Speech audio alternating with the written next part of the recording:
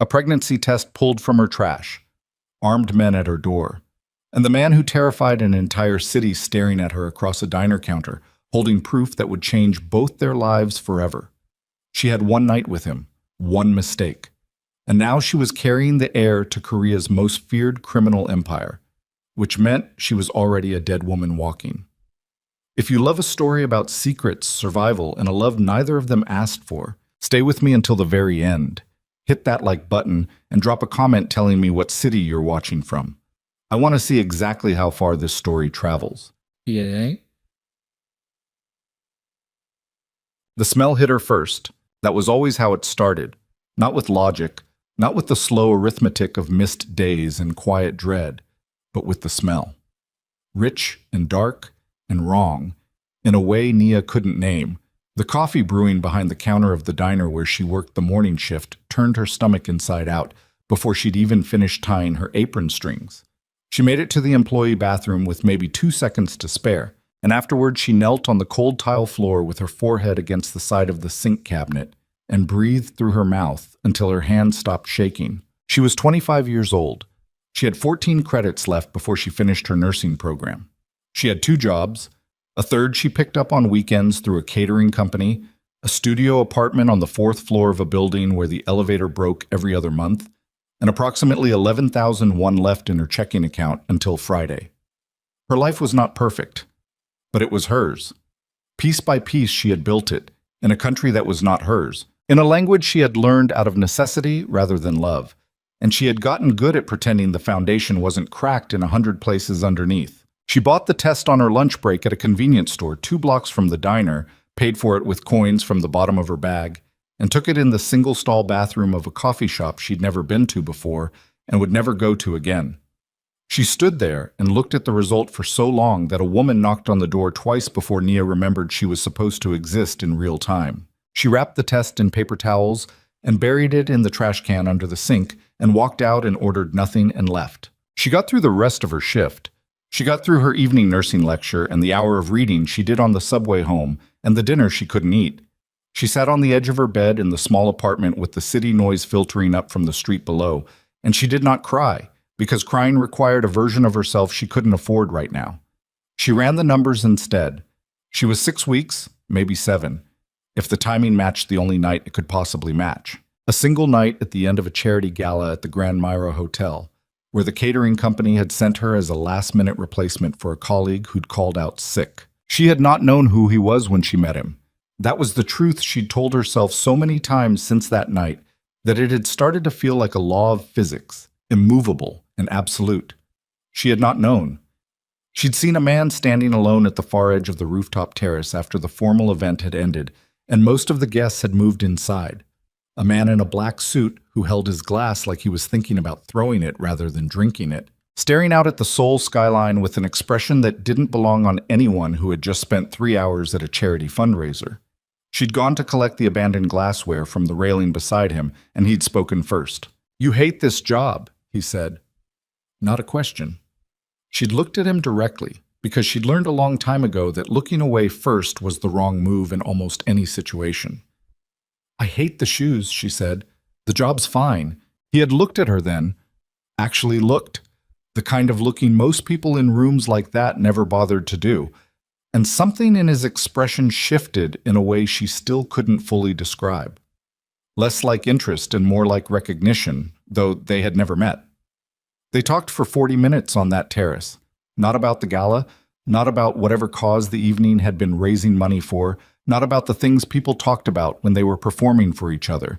They talked about real things, tired things. The specific weight of being responsible for other people's survival.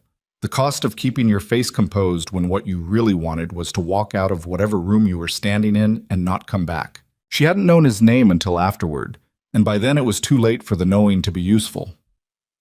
Kang Ji-hwan, youngest leader the Baeko Syndicate had ever had. The kind of name that made Korean news anchors choose their words very carefully. The kind of man whose photograph in a newspaper was always accompanied by words like alleged and rumored and sources close to, because no one with a functioning sense of self-preservation said the direct thing out loud. She'd found out the morning after, searching his name on her phone with the particular sick feeling of someone who already knows the answer. She'd packed her bag. She'd left the hotel. She'd told herself it was over and done and sealed away, and she'd worked very hard for 6 weeks to make herself believe it.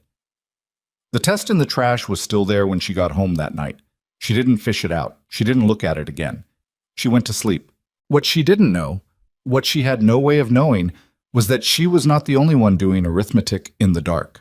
The diner where Nia worked the morning shift was called Hanul's, which meant nothing in particular except that it had been there for 22 years, and the owner, Mrs. Park, made soup stock from scratch every morning at 5 a.m. and refused to cut corners on anything, including the hiring of a Black American nursing student who spoke Korean with an accent that made the older regulars tilt their heads slightly when she took their orders. Mrs. Park had hired her anyway, on the grounds that Nia showed up exactly when she said she would, which Mrs. Park claimed was rarer than any language skill. It was a Thursday morning, 9 days after the test, when the door opened and the entire diner went quiet. Not gradually. All at once, the particular silence of a room full of people who have simultaneously decided that looking up from their food is the wrong decision. The kind of silence that had a shape to it, a pressure. Nia felt it from the back counter where she was refilling the coffee station before the mid-morning rush, and she turned around because the silence was the kind you couldn't ignore. He was taller than she remembered, or maybe the terrace had flattened things, the way open air sometimes did. Here, inside the low ceiling and the yellow light of Hanul's, Kang Ji-hwan filled the doorway in a way that was less about physical size and more about the absolute certainty with which he occupied space. He was in a dark coat over a charcoal suit, no tie, and 2 men had come in behind him and positioned themselves without being told to, one at the door and one at the far corner, and they'd done it so smoothly it looked almost natural. Almost. His eyes found her immediately. No searching, no scanning the room. He walked to the counter and sat down on one of the stools, as if he'd been doing it for years, and the remaining customers at the counter quietly relocated without making eye contact with anyone. Nia set the coffee pot down. Her hands were steady. She was proud of that. "Can I help you?" she said. Not a question. She'd borrowed his own trick from the terrace, used the flat declarative like a wall. "I think we need to talk," Ji-hwan said. His Korean was Seoul standard and unhurried, the kind that came from having never needed to rush anything in his life, because things arranged themselves around him. He looked at her the same way he had on the terrace. That complete attention, the kind that felt like a hand around the throat even when he was sitting perfectly still. "I'm working," she said. "I know. I've been watching you work for 4 days." The coffee pot was still in her hand. She put it down again because she realized she'd picked it back up. "That's not something you should be proud of saying." "No," he agreed. "It isn't. But I need you to understand that I'm not here by accident." He placed something on the counter. He slid it toward her with 2 fingers, the way you'd move a chess piece. She looked down at it and felt the floor shift under her feet. The pregnancy test. Still wrapped in its paper towel, now unfolded so the result was visible. She said nothing.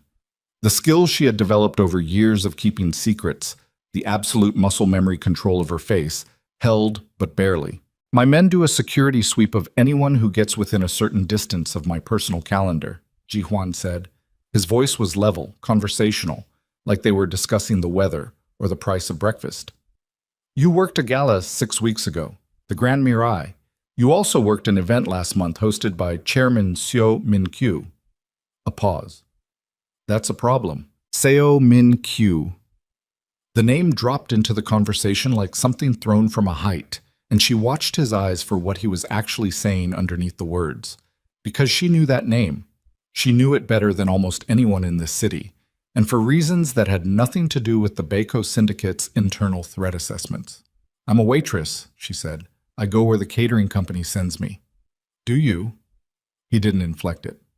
"Yes." "And the test?" The word landed between them and sat there. She looked at him. He looked at her. The diner was so quiet she could hear Mrs. Park's ladle hitting the side of the stock pot in the kitchen, a slow, steady rhythm like a clock. "I don't know what you're implying," she said. "I'm not implying anything," Ji-hwan said. "I'm asking you directly, because I think the direct thing is faster, and I think you already know that." Something moved behind his eyes. Not warmth exactly, but the ghost of what they'd talked about on that terrace. The specific memory of two people telling the truth to each other in the dark. Is that child mine? She should have said no. She'd had 9 days to build a story, to sand the edges smooth, to make it clean and sealed and airtight. She'd run through every version in her head during every subway ride and every break between classes and every sleepless 3 a.m. stretch when the city outside her window refused to go fully dark. She said nothing instead, which was its own kind of answer. Jihuan exhaled once, slow and controlled, and she watched him recalibrate behind his eyes. Okay, he said quietly. Okay. Then the front window of Hanuel's shattered. Not from a bullet. They found that out in the reconstruction afterward. From the impact of one of Sio's men putting his elbow through it as the perimeter established itself. 2 vehicles pulling up fast on the street outside, men in dark clothing moving with the kind of coordination that did not happen without extensive planning. Someone screamed from the back of the diner. Mrs. Park's ladle went silent. Jihuan was already off the stool, already moving. He said something sharp and brief into his collar, and his 2 men came off the wall like they'd been spring-loaded. One went to the front, one was suddenly beside Nia in a way she hadn't tracked, and his hand was at her elbow, and the pressure wasn't gentle. Don't touch me, she started. We need to go. Jihuan was on her other side. Up close he was different than the man on the terrace. The same face, the same eyes. But something had dropped away from it, the thin civilian veneer gone, and what was underneath was not angry, but it was absolute. Right now, the back. I'm not going anywhere with... The men outside work for the man who killed your colleagues, Jihuan said. Low, precise. His eyes didn't waver. 3 catering workers. Last year, 2 found in the Han River. 1 never found. You know what I'm talking about. She did. She knew exactly what he was talking about. The grip on her elbow steered her toward the kitchen, and she didn't fight it, because sometimes the only real choice was the one that let you keep breathing long enough to make the next one. They went through the kitchen, Mrs. Park flat against the wall by the stove, her face white, her soup still simmering, and out through the delivery exit into the narrow alley behind the building where 2 armored SUVs were already running, already waiting, in a position that told her they had mapped this exit in advance. Jihuan opened the rear door himself. He looked at her. Get in, he said. Please. It was the please that got her. She didn't think a man like Kang Jihuan said please very often. She got in. The convoy moved before the door was fully closed, pulling out the north end of the alley, while the sounds of broken glass and raised voices echoed from the front of the building behind them. And Nia sat in the back seat of an armored SUV with her hands in her lap, and her uniform still on, and her heart beating so hard she could feel it in her teeth, watching Seoul blur past the tinted windows as the city she had built her invisible life inside disappeared behind her. She was not under arrest. She understood that. But she was also not free, and the difference between those 2 things had never felt less meaningful than it did in that moment, sitting between 2 men in dark suits who said nothing, while the man in the front passenger seat spoke quietly into a phone. In the particular clipped Korean of someone reporting outcomes rather than asking questions, she pressed her palm flat against her own stomach, just for a second, just once. The convoy left the city streets and began climbing toward the hills north of the Han, toward the high walls and the cameras and the layered security of a property she'd heard mentioned only in the context of people trying very hard to never attract its attention. She had spent 2 years working her way carefully through Seoul's criminal ecosystem, collecting evidence in fragments, staying invisible, staying useful, staying alive. She had survived by being nobody, by being the girl with the tray, the girl who refilled your water and cleared your plates and was easy to look past. She had spent 6 weeks telling herself that the one night she had failed to be nobody had left no permanent mark on her life. The SUV turned through a gate that closed behind them with the sound of serious machinery, and Nia stared at the back of Kang Ji-hwan's head and understood, with the absolute clarity that only arrives after it's too late to use, that the mark had been there all along. It was the size of a heartbeat, and it was growing. The gate closed, and the sound it made was final, not loud. That was the thing about serious machinery. It didn't need to announce itself. The hydraulic lock engaged with a low, definitive thunk that Nia felt more in her chest than heard with her ears, and then the convoy was moving again up a paved drive that curved through landscaped grounds she couldn't fully see in the gray morning light, and the city of Seoul was behind a wall, and the wall was behind a gate, and the gate was closed, and that was that. Nobody spoke in the vehicle. One of the suited men to her left was monitoring something on a tablet, his expression the professional blank of someone who had learned to keep his face as uninformative as possible. The other was watching the drive through the windshield with the alert stillness of a man who had never fully relaxed in his life and had made his peace with that. Ji-hwan was in the front passenger seat, and he hadn't turned around since they left the alley, but she could see the line of his jaw in the side mirror, set, controlled, working through something he wasn't sharing with the vehicle. She kept her hands in her lap. She was still wearing her work apron. There was a coffee stain on the left pocket from a spill she'd had 3 days ago that she kept forgetting to address. And she focused on it now because it was concrete and real, and hers in a way that nothing else in this vehicle was.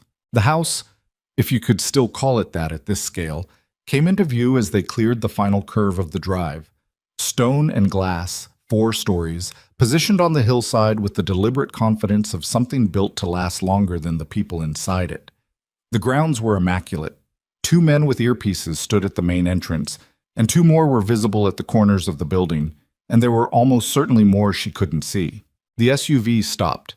The door opened from the outside before anyone inside reached for the handle. Naya got out. The morning air was cold and tasted like rain coming. She stood on the stone steps and did not look around at the security positions and did not count the cameras she'd already clocked in her peripheral vision, because looking like you were cataloging a location was the kind of thing that made already suspicious men more suspicious. And she had enough problems. Ji-hwan came around the front of the vehicle and stopped a few feet from her. He looked at her in her diner uniform with the coffee-stained apron, and something passed across his face that was gone before she could name it. "Come inside," he said. "Am I being given a choice?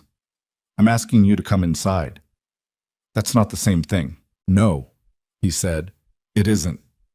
He held her gaze for a moment and then turned toward the entrance, and after a beat she followed him because the alternative was standing in the cold on his driveway indefinitely, which was a form of choice that wasn't really one either.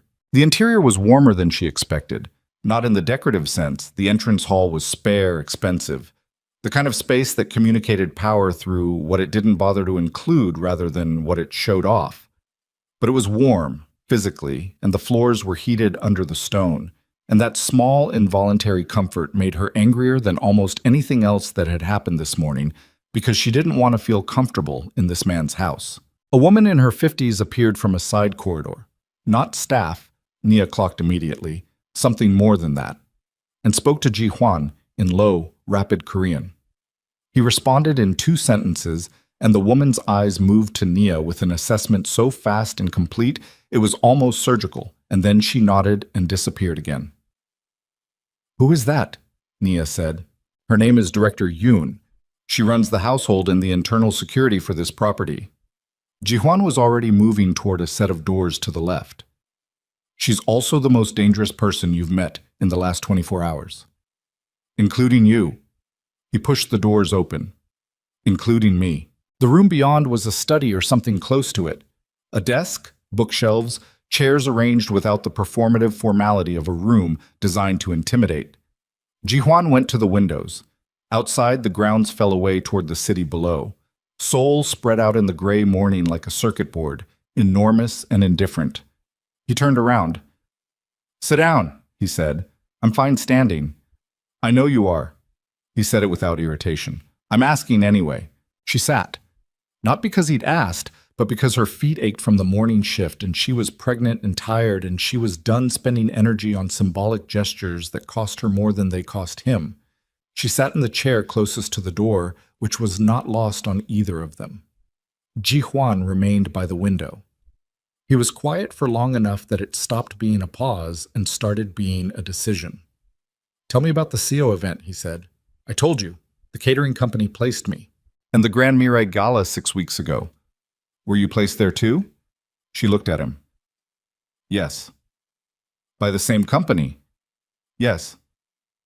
"How long have you been working for them?" 2 years. Something shifted in the quality of his attention. Not visible exactly, but she felt it. A recalibration. A new weight added to one side of a scale he was running in his head. 2 years, he said. And in 2 years, working through a catering company, You've been placed at how many events connected to the Baiko syndicate? She said nothing. How many? He said again. Still level. Still that same unhurried exactness that was worse, somehow, than raised voices would have been. I don't keep count of who hosts the events, she said. That would be a more convincing answer if you weren't clearly counting right now. She met his eyes. He was right, and they both knew it, and lying about something he could already see was a waste of both their time. Several, she said. The word sat between them. Jihuan crossed the room and sat down in the chair across from her, close enough that this was no longer a conversation happening across a space. This was deliberate proximity, the kind that said he wasn't going to let her manage the distance. He leaned forward with his elbows on his knees and looked at her with an expression that contained no anger, which was somehow more frightening than if it had. I need to know, he said quietly, whether the night we spent together was part of an assignment. The question landed like a flat stone on still water. No splash, just rings moving outward. No, she said. You understand why I have to ask? Yes. And the answer is no. The answer is no. He studied her face for a long moment in the way that people do when they're trying to decide whether they believe something that they very much need to be true. Then he sat back. He ran one hand over his jaw and exhaled through his nose and looked at the ceiling briefly, and when he looked back at her, he was composed again, the mask fully reinstalled, and she wasn't sure if she'd imagined the moment of something human underneath it. You're staying here, he said, for now. I have class on Monday. I'm aware of your schedule. The flatness with which he said it, the casual acknowledgement that her schedule was something he was already in possession of, moved through her like cold water. You have no right to— You're carrying my child, he said, and the men who came through that window this morning answer to a man who has killed people for less reason than what you represent to him right now. You are not safe in that apartment. You are not safe in that diner. You are not safe in any of the places you normally exist. He paused. I'm not negotiating with you. I'm telling you how it is. You're very good at that. At what? Telling people how it is? She kept her voice even. Does anyone ever tell you how it is back? Something happened at the corner of his mouth. Not quite a smile. The ghost of the man from the terrace, surfacing and then submerging again. Not often, he said, and not for a while. He stood. There's a room prepared for you. Director Yoon will show you. There are clothes. We guessed at the sizing, adjust whatever doesn't fit. He moved toward the door, then stopped with his hand on the frame and turned back. Is there anyone outside this building I need to contact? Family. Someone who will worry. The question was so ordinary and so strange given everything surrounding it that she almost didn't answer. No, she said. There's no one. He nodded once. He left. She sat in the chair for another 3 minutes before she stood up, because she needed 3 minutes to be alone with what was happening to her body.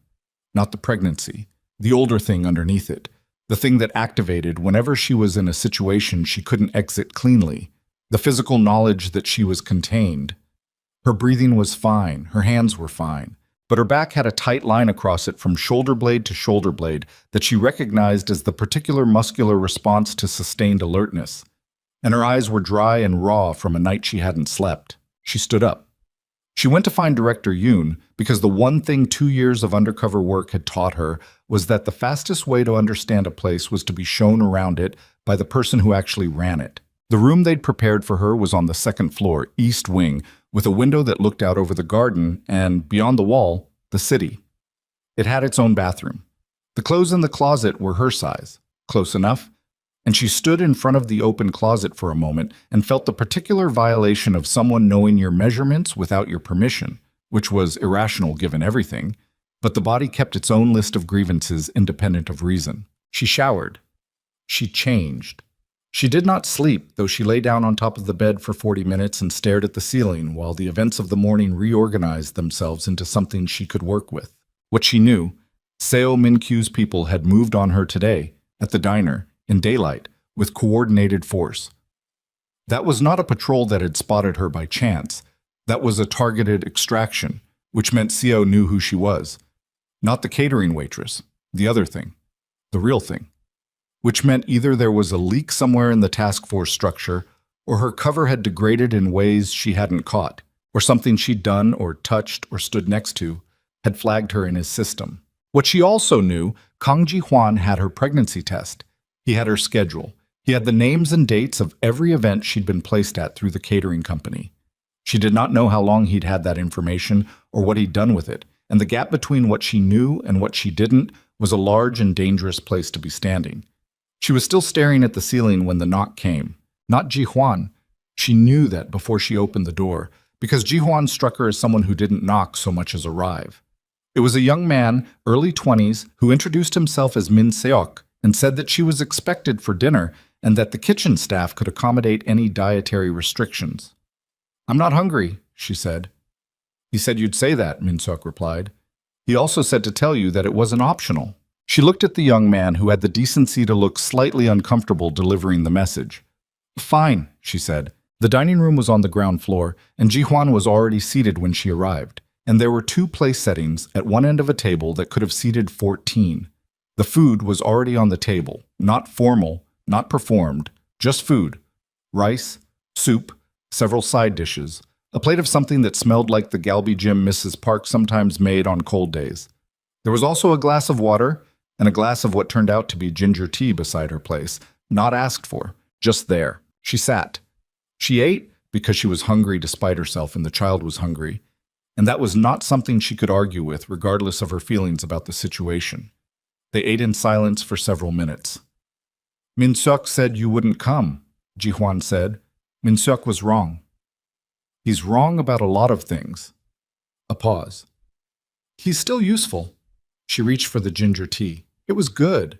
Real ginger, not the synthetic kind from a packet. "Who decided I needed this?" "I did." He was eating without looking at her, which was its own kind of attentiveness, the kind that didn't need eye contact to be total. "I read that it helps." She set the cup down. "You read about it?" "I had a few hours."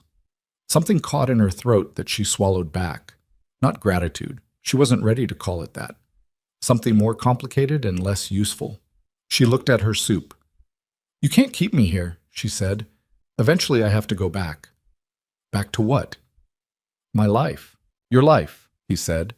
And the way he said it was not mocking, but it was precise, a scalpel word. "Put you in that diner at 9 this morning with 3 of Seo's people coming through the front. Your life is the reason you're here, instead of in the back of one of his vehicles right now." He looked at her then. "How long did you think you could keep both things going?" She said nothing. "Nursing school," he said. "The jobs. The task force." A pause. "The pregnancy you were planning to hide." Her jaw tightened. "You don't know what I was planning. You wrapped the test in paper towels and put it under other trash in the bin," he said.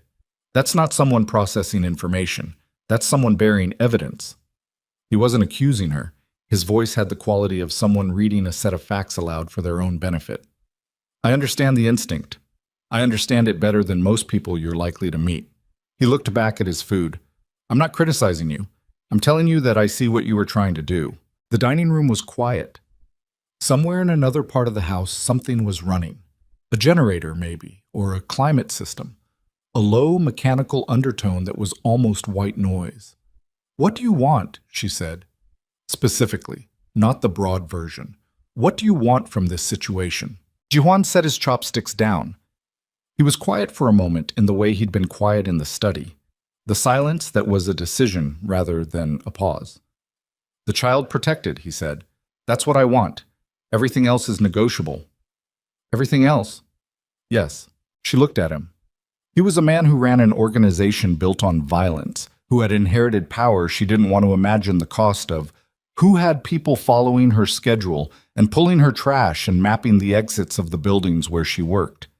He was also the man who had read about ginger tea at some point in the last 9 hours and made sure there was a glass of it at her place setting, and she hated that those 2 things existed in the same person because it would have been so much simpler if they didn't.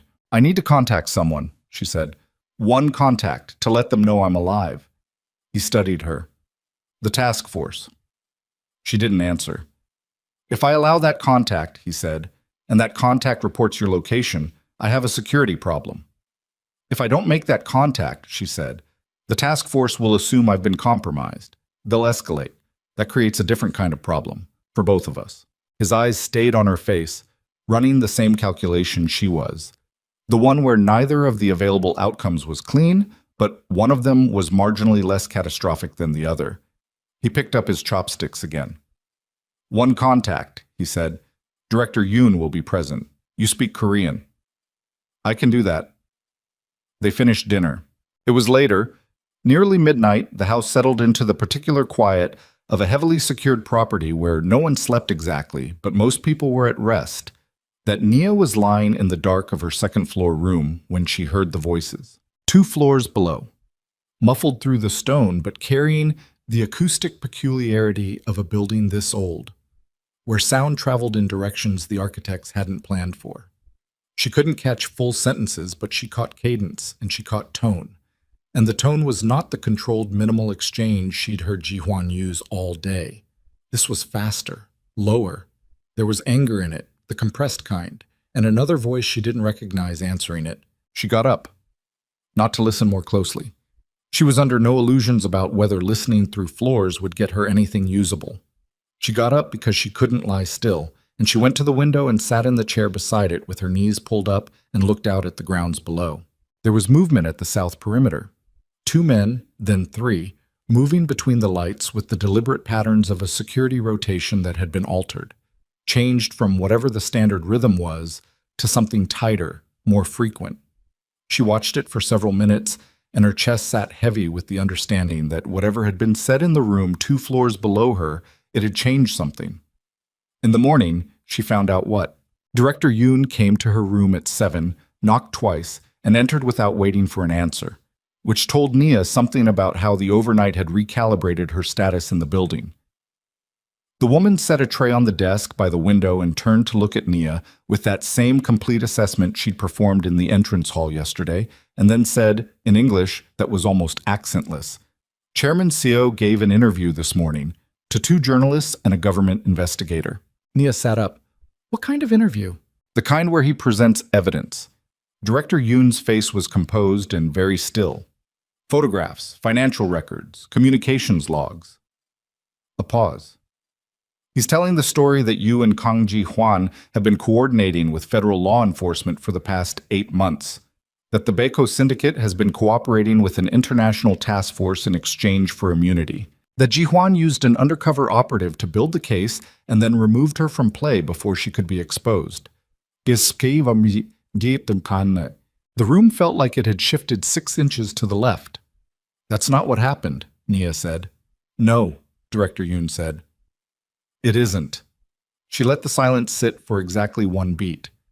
"But Chairman Seo has spent 20 years understanding how evidence works and how stories travel, and the photographs of you leaving Ji-hwan's convoy yesterday morning are already on the desks of 2 people who want very much to believe them." Nia looked at the breakfast tray.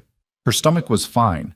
The morning nausea had been less bad today, which struck her as the kind of absurd biological footnote that the universe sometimes inserted into catastrophes. "Where is he?" she said, managing it. "I need to talk to him." "He knows." Director Yoon moved to the door.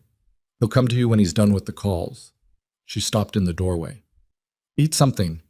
You need to be sharp today, and you won't be sharp if you're running on nothing."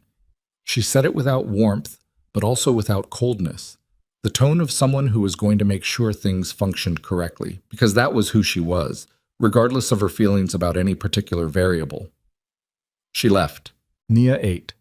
She sat at the desk by the window with the tray in front of her and the Seoul skyline gray and enormous below, and she ate mechanically, the way she'd learned to eat in the first months of her undercover placement, when food stopped being something she tasted and became something she managed, fuel in, function sustained, continue. Ji-hwan came at 9:15. He opened the door without knocking this time, and came in and stood in the center of the room and looked at her and said nothing for 3 full seconds. He'd been awake all night. She could see it, not in the surface, which was as composed as always, but in something deeper, a quality of exhaustion that had settled into the structure of him, the way long sleeplessness eventually stops showing in the eyes and starts showing in the set of the shoulders, the slightly altered weight distribution of a body that has been running on adrenaline and decision-making for too many hours, and is beginning to charge interest. "You've been briefed," he said. "Director Yoon." He nodded. He moved to the window and stood where she'd sat last night and looked out at the same view. "Seo built it slowly," he said. 6 months, maybe longer. He knew someone was moving against him. Not specifically you, not specifically the task force, but he felt the pressure and he started building a counter-narrative while he still had time to control it. He paused. He's not wrong that information about his organization has been reaching federal desks. He's wrong about the mechanism, but the people looking at his evidence don't know that yet. The task force will know. The task force currently thinks you've either defected or been taken, Ji-hwan said. Your handler filed an emergency report 4 hours ago. I've had 3 different sets of law enforcement make inquiries with my legal team this morning. He turned from the window. SEO has put us in the same box. You and me. He's framed us as partners in something neither of us did, which means both our organizations are treating us as liabilities, and both the people hunting him and the people hunting me are now pointed at the same target. She understood. The elegance of it was genuinely terrible. He wants us to run, she said, or fight. Either one works for him because either one confirms the story. Ji-hwan looked at her with something that was not quite surprise but was adjacent to it. The slight adjustment of a person recalibrating how they've been reading someone. Yes, he said. So we can't do either. No. Then what? He was quiet for a moment. Outside, far below, a vehicle was moving up the drive. She could hear it, and he tracked it in his peripheral vision without turning his head, and she watched him do it and understood that this was simply how he inhabited the world. Constant tracking, constant threat assessment, the full-time occupation of a man who had never in his adult life had the option of not paying attention. I need to know everything, he said. Not the official version, not what you've reported upward. Everything you collected, everything you saw, every name, every date, every transaction you touched or proxied or witnessed. He held her gaze. Because Seo has used your presence to build a wall between me and any legal or political channel I might use to move against him. The only way through that wall is with something that makes his entire narrative collapse. He paused. You have that. I think you've had it for months. She had. She'd been sitting on the most complete financial intelligence picture of Seo Min-kyu's operation that any individual civilian operative had ever assembled, waiting for the task force to pull her out cleanly, waiting for the moment when she could hand it over without it being traced back to a source who would then end up in the Han River. That moment had not arrived cleanly. It had arrived like this instead, in a room in a man's house on a hill above the city, with the city's most dangerous people rearranging themselves on all sides of them, like pieces on a board where someone had just changed the rules. If I give you that, she said carefully, I'm not a source anymore. I'm a participant. The task force burns me. My testimony is compromised. Everything I've spent 2 years building is already compromised, he said. Not unkindly. Seo burned it this morning. Whatever protection your official status gave you existed in a world where your cover was intact. He spread his hand slightly, a gesture she hadn't seen from him before, small and unusually open. That world is gone. What's left is what we do with the pieces. She looked at him for a long time. The man from the terrace was somewhere inside the man standing across this room from her. She was sure of it. The man who had talked about the weight of being responsible for other people and the cost of keeping your face composed. She was also sure that the man standing across this room from her could have her killed and disposed of with fewer phone calls than it would take to order lunch, and that both of those things were true simultaneously, and she had to hold both of them clearly if she was going to survive what was coming. I need something in return, she said. Name it. My child doesn't grow up inside this, she said. Whatever you decide to do with the Baeko Syndicate, whatever direction your life goes, the child is not an asset, not a symbol, not a tool in any negotiation ever. It's a person. Ji-hwan held her gaze and something moved through his face that was slower and more unguarded than anything she'd seen from him, and he said very quietly, Agreed. She nodded once. She thought about the 2 years. She thought about her parents. She thought about the name she'd stopped using. The name that lived underneath the one on her diner name tag like a current under still water. She thought about the heartbeat she hadn't heard yet, but that was there, undeniably, insistently, making its own argument for the future regardless of what the present looked like. All right, she said. I'll tell you everything. And somewhere in the building's lower levels, she didn't know it yet, a man who had been on Jihuan's security detail for 4 years was typing a message on a second phone that he kept in the lining of his jacket, and the message said only, "She's talking. Tonight." She started with the money. That was always where the real story lived. Not in the violence, not in the names and the hierarchies and the territorial arrangements that criminal organizations love to make complicated, but in the money, because money was the one thing that couldn't lie, even when everyone around it was lying constantly. Numbers didn't have loyalty. They didn't have fear. They just sat there in columns and told you exactly what had happened if you knew how to read them. Nia had spent 2 years learning how to read them. She laid it out for Jihuan across the desk in his study, starting at 9:45 in the morning and going without a significant break until past 2 in the afternoon. And she did it the way she'd been trained, chronologically, structurally, building the architecture of Seo Min-kyu's financial operation from the foundation up, so that each piece she named made the next piece make sense. 3 shell companies registered in Singapore. A charitable foundation with legitimate international donors who had no idea their contributions were being layered through 4 intermediary accounts before emerging as clean capital on the other side. A logistics company in Busan that moved actual freight, legitimate freight, because the best cover was always a real business with real revenue, and Seo had understood that longer than most. Jihuan listened without interrupting. He sat across the desk from her with his hands flat on the surface in front of him and his eyes on her face, not taking notes, not recording. She'd checked. She had the instinct now, even in rooms where she had no reason to suspect it, just listening with the complete systematic attention of a man building a parallel structure in his head, cross-referencing what she said against what he already knew, filing the gaps. Beside the door, Director Yoon stood with her back to the wall and a small notebook open in her left hand. She wrote in it occasionally, swift and minimal. She hadn't spoken since Nia began. When Nia reached the 3rd year of the financial timeline, 18 months before the present, when Seo had begun moving capital in a new pattern that suggested he was anticipating legal pressure and restructuring his exposure accordingly, she stopped and drank the water that had been placed beside her.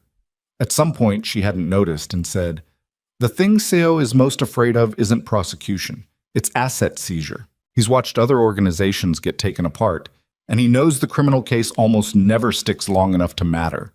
But if the financial structure comes down, if the international accounts get frozen before he can move the capital, he loses everything. The operation, the leverage, the ability to rebuild.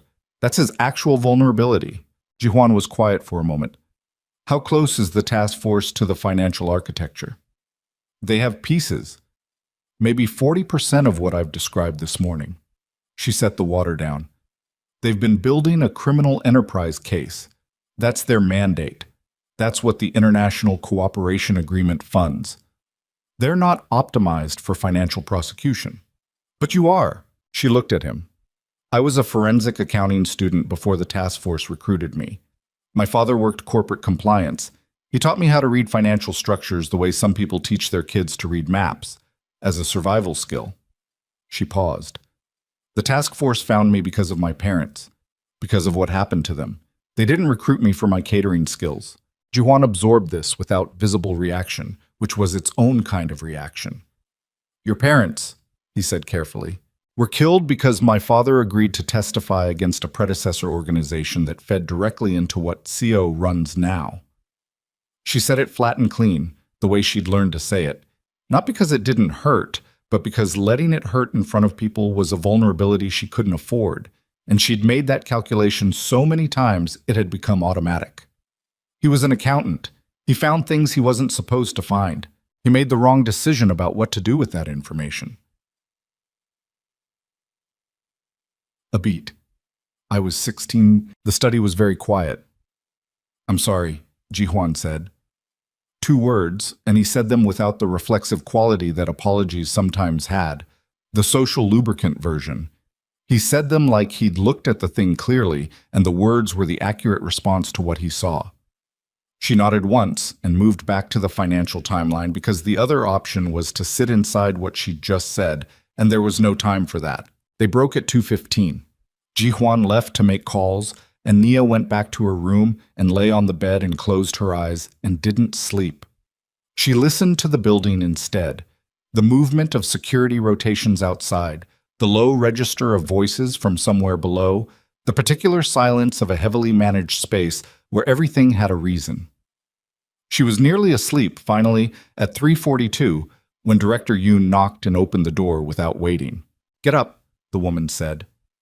Her voice was different, stripped down to something flat and operational in a way that activated every alarm Nia owned simultaneously. She was upright before she'd consciously decided to move. "What happened?" "One of our internal communications was intercepted this morning." Director Yoon was already moving back into the corridor. "We found the source 20 minutes ago." A pause just long enough to carry weight. "Ji-hwan needs you downstairs." The room they went to was not the study. It was 2 levels below the main floor, basement or something close to it, reached through a door in the kitchen corridor that Nia hadn't clocked on her earlier survey of the ground floor, which told her the door was designed not to be clocked. The stairwell was narrow, and the light was different down here, cooler and more functional, the aesthetic language of a space not meant for guests. The room at the bottom had 3 men in it besides Ji-hwan, and a 4th man sitting in a chair in the center of the space with his hands bound behind him in a way that wasn't rough, but was completely unambiguous. The 4th man was young, mid-20s, close to Nia's age, with a face that had recently been composed and was now failing to maintain that composure under the weight of being the only person in the room sitting down. Min Seok, the same young man who had knocked on her door last night to deliver the dinner summons. Ji-hwan was standing to the left of the chair. He had removed his jacket and his sleeves were turned back once at the cuff, and he was looking at Min Seok with an expression that Nia had not seen on him before. Not anger, something more controlled than anger, something that anger eventually becomes when it has been compressed long enough and has nowhere left to expand. He looked up when she entered. "I need you to hear this," he said. She came into the room and stopped. She looked at Min Seok, who looked at her, and she watched him register something in her face and look away. "Tell her," Ji-hwan said, not loud. Min Seok's jaw was working. He was a young man who had recently made a catastrophic decision and was now in the process of understanding its full dimensions, and the process was visible in every muscle of his face. "I passed your location," he said. His voice was mostly steady. "Last night, after the dinner, I told them you were talking to her, and that she was going to give you the financial intelligence." "Who?" Ji-hwan said.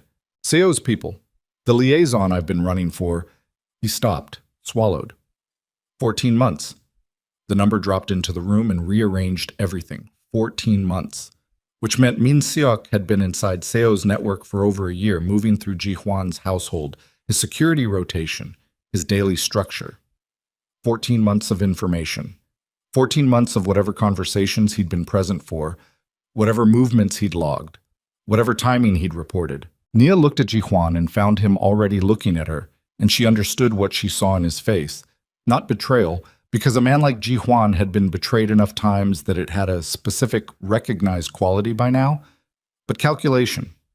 The rapid reworking of a landscape where 14 months of his operational security had to be considered compromised, and everything built on it had to be reevaluated from the ground up. "What exactly did you tell them last night?" Nia said. Her voice came out level, which surprised her. Min Seok looked at her.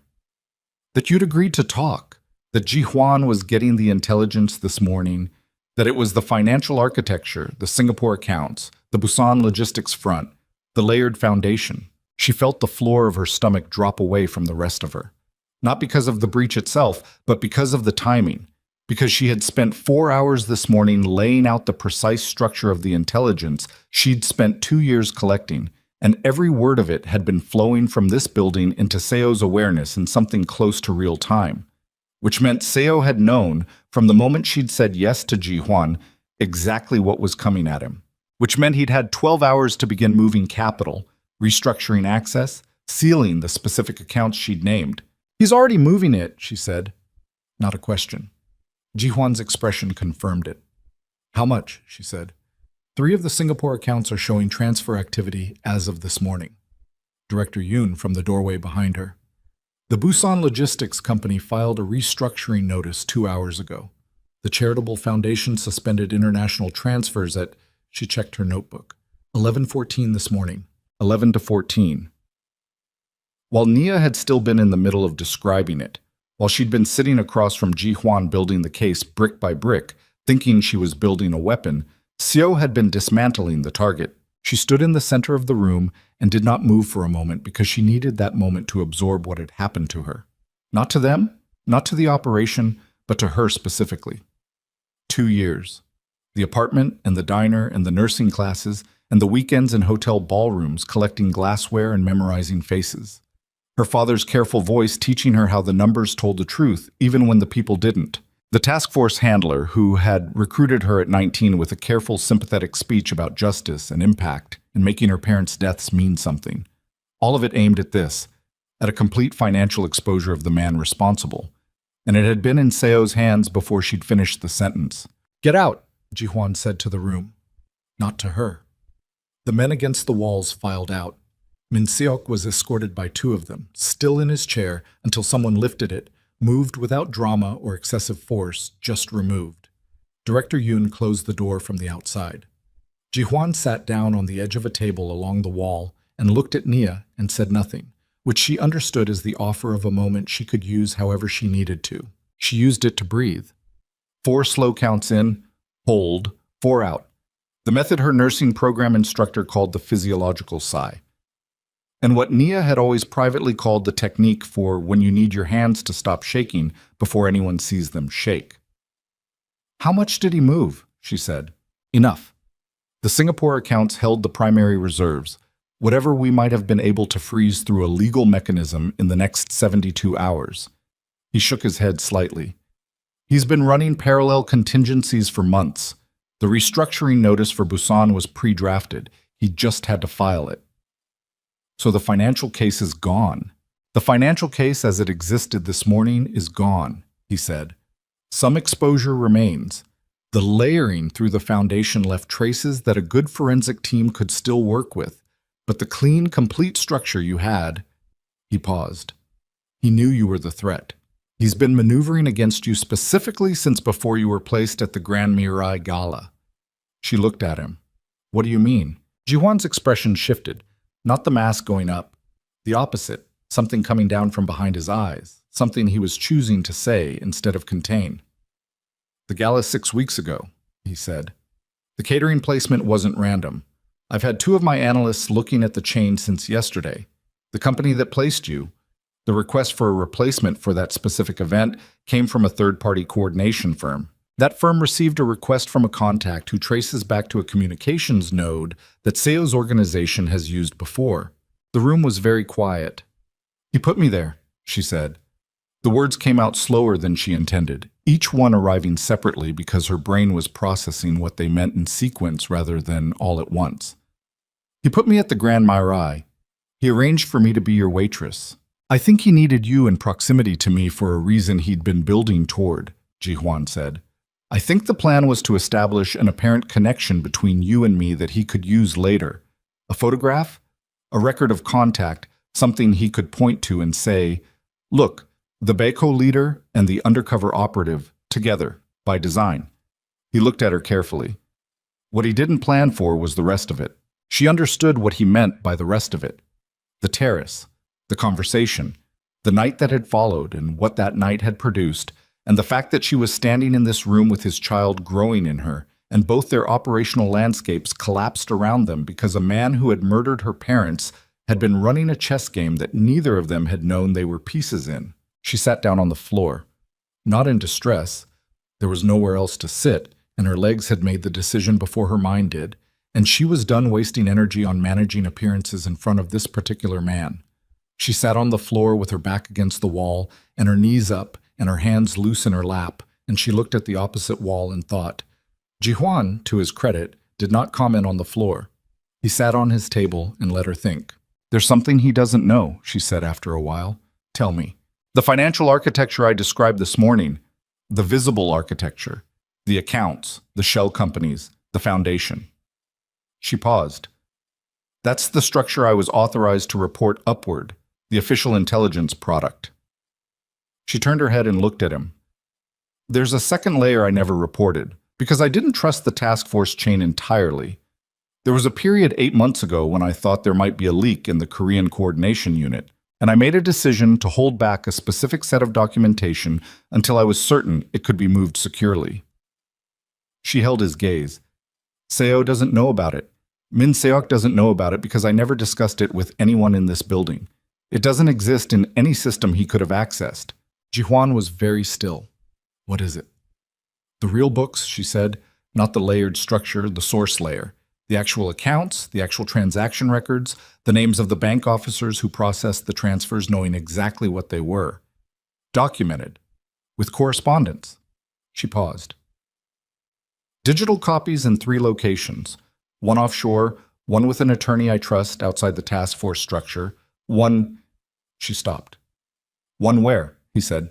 She looked at him for a long moment. She was about to say something she couldn't unsay, hand over something she couldn't take back, cross a line that had been the last maintained boundary between who she'd been 2 years ago when she'd started this, and whatever she was becoming inside this house on this hill with this man. She crossed it. One that I carry, she said. She reached into the neckline of the borrowed shirt she'd been wearing since the shower yesterday morning and pulled out a flat data card on a thin cord. The kind of cord that looked like a necklace if you weren't looking for what was on it. She held it up between 2 fingers. Ji-hwan looked at it. He looked at her. She watched him understand that she had been wearing this through every conversation in this building, through the study session this morning where she'd given up the visible intelligence, through the dinner and the ultrasound she hadn't had yet and wouldn't have for another 2 weeks, through the whole duration of her time inside his walls. How long have you been carrying that? He said. Since the night I found out you existed, she said. I went home, I read your name, I understood what it meant, and I took precautions. Because that's what I do. Something moved through his face that was not anger and not admiration, but something that existed between those 2 things in the specific region where one person recognizes another person's capacity with complete clarity, possibly for the first time. He was about to speak when the building shook, not violently, a single concussive pressure, the specific physical grammar of a controlled explosive charge detonated at a perimeter point. And Nia knew that particular grammar because her task force training had included a module she'd thought she'd never use. She was on her feet before the sound finished registering, and Ji-hwan was already moving, already at the door, already opening it with one hand while the other went to the inside of his jacket. Director Yoon was at the top of the stairwell. East perimeter, she said. Breach. 3 entry points, simultaneous. She was looking at Nia when she said the next part. They're not Seo's people. Ji-hwan stopped. What? The vehicles are government registered. The communication pattern is coordinated law enforcement.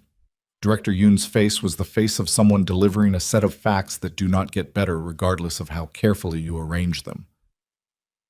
Someone gave them the location and the ground's layout and the timing of the security rotation. She paused.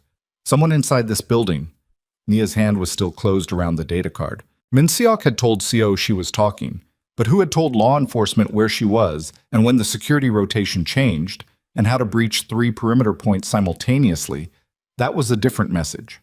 A message that required a different kind of access, a different channel, a different person. She looked at Ji-hwan.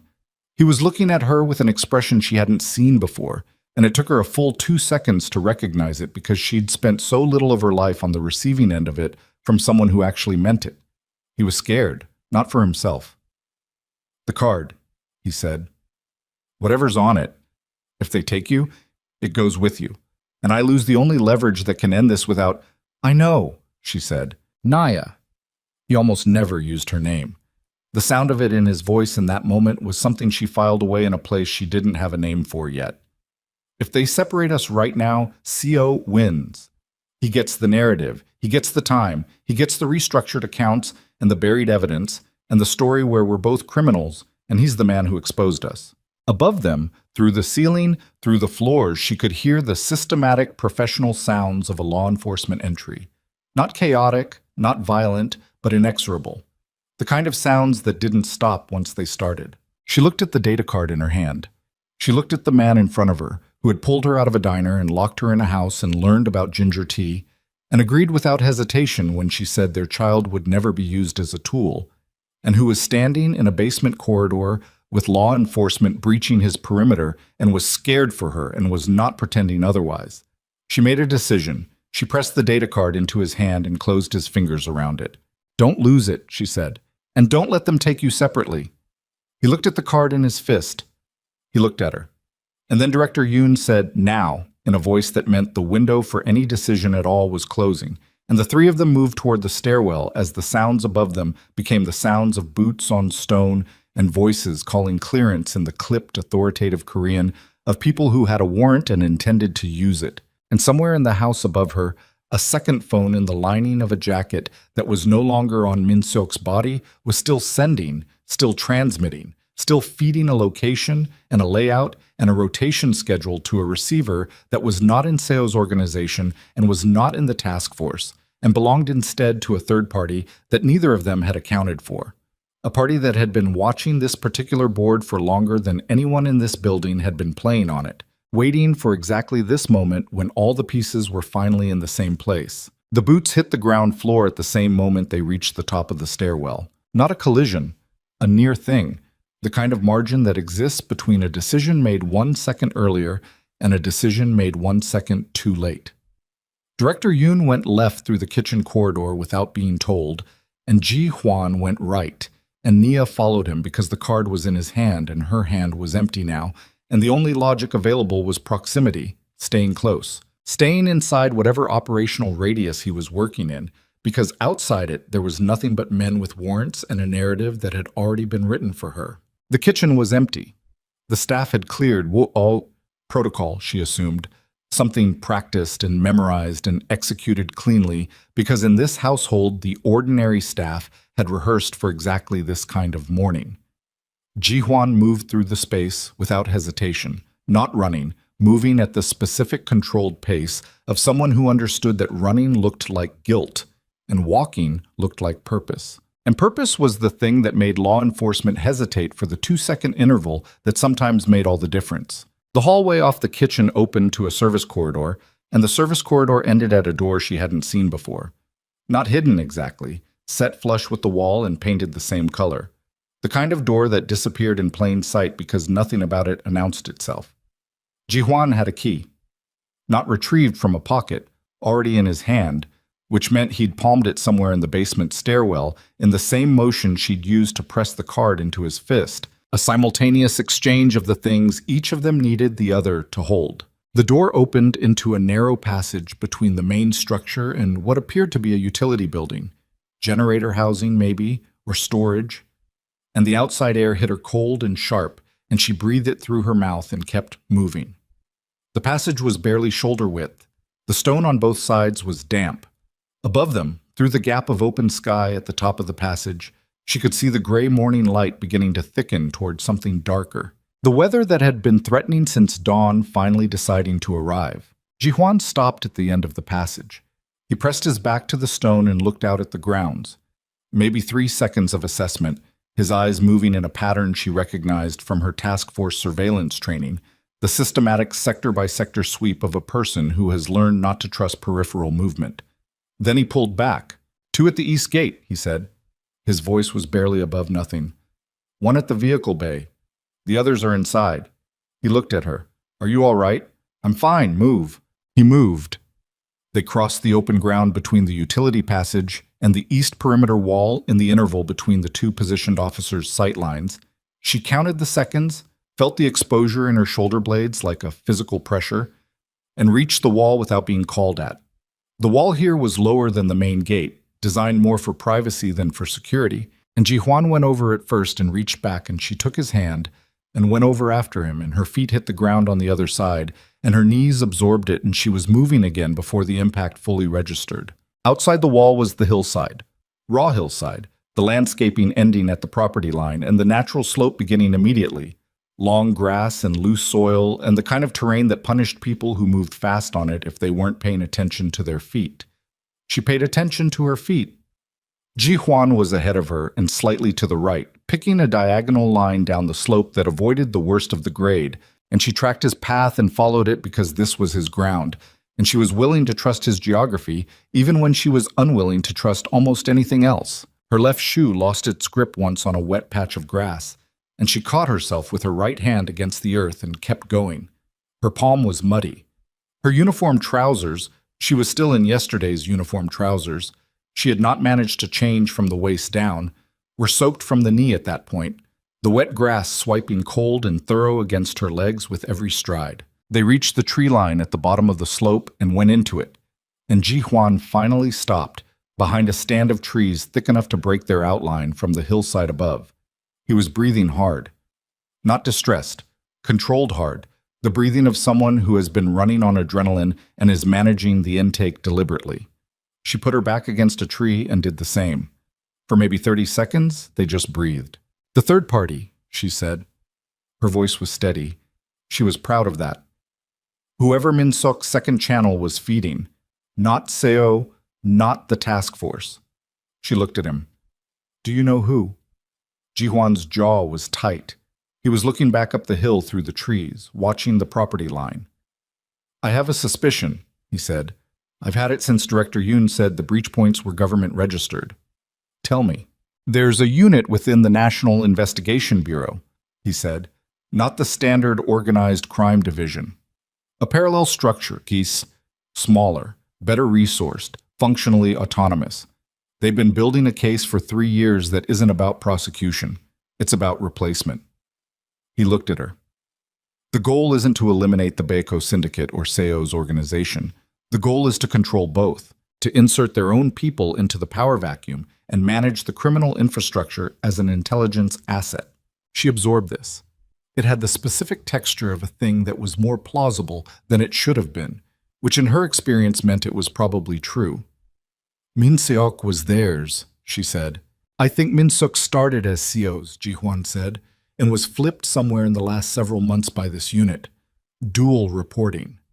Feeding Seo enough to stay useful to him and feeding the Bureau enough to stay protected." A pause. "He wasn't just a leak. He was a managed asset inside my own household." She thought about the young man in the chair downstairs, the face trying to hold composure and failing. She thought about the years it took to build that kind of double architecture, the maintenance cost of it, the daily performance of loyalty in 2 directions simultaneously.